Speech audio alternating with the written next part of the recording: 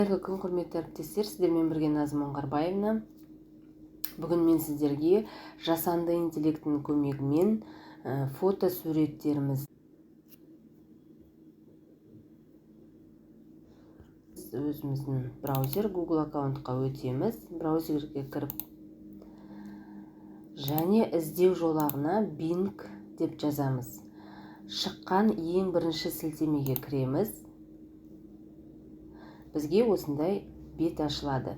Кіргеннен кейін ең бірінші біз жаңағы өзімізді войти деп тіркеп алуымыз керек. Войти с личной учетной записью дейді, немесе с рабочей, с личной, жеке өзіміздің жұмыс парағымызбен тіркелеміз.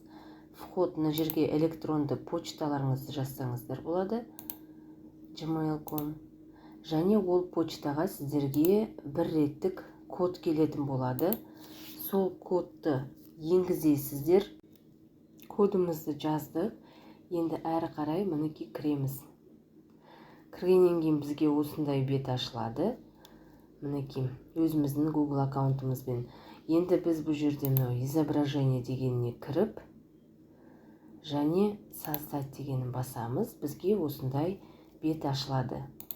Енді бұл бетке кіргеннен кейін мына жерде бізде тегін 15 осындай фото суретті құрастыруға мүмкіндік беріп тұрады. Ол 15-тен кейін ақылы болады.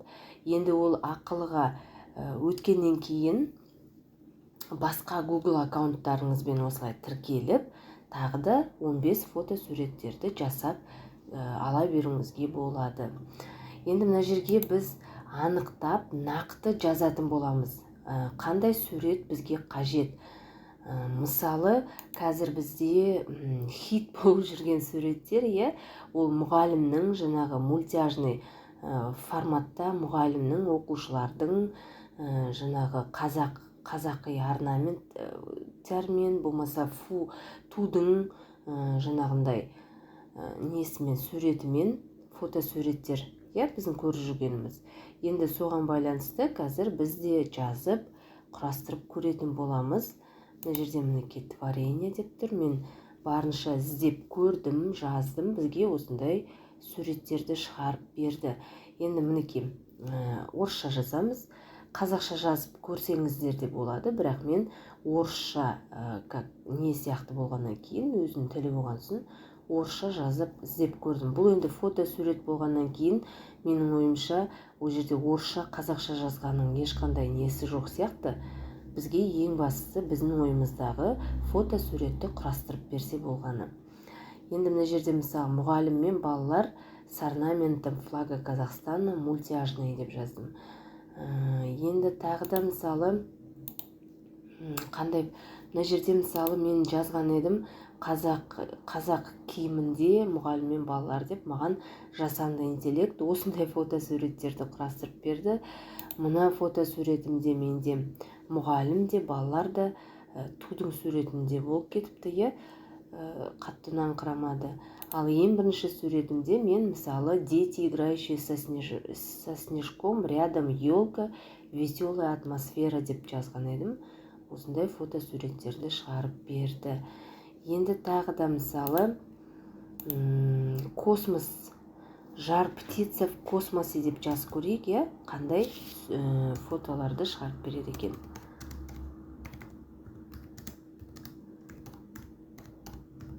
Енді сіз өзіңіз барынша қалай жаңағы суретіңізді нетесіз, жазасыз, сонша жаңағы шығарып береді жасанды интеллект. Сол ақпараттарға қарап шығарып береді. Мына жерде бізге совет берген, мысалы, мінекей жар птица в космосе дегенге бізге осындай фотосуреттерді шығарып беріп отыр. В космосе мультяжный дейік.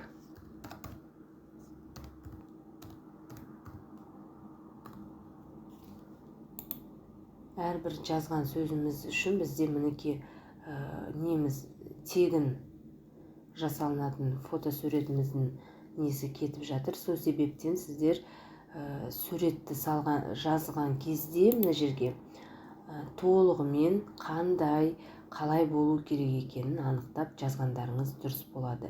Енді мына жерде бізде мінекей мультяжный суретті біреуін басайық. Мысалы мына сурет маған ұнады, иә.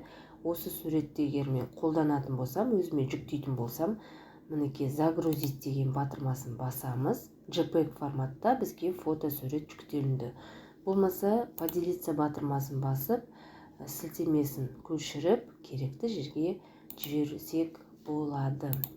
Ал құрметті әріптестер, бүгінгі видеомыздың тақырыбы осындай болды. Сіздерге ұнаса, сіздерден лайк күтемін. Менің каналымның сілтемесімен әріптестеріңізбен бөлісіп, қазақша каналдардың дамуына үлестеріңізді қоса отырыңыздар. Сіздермен бірге болған Назым Қырбаевна. Келесі видеода кездескенше.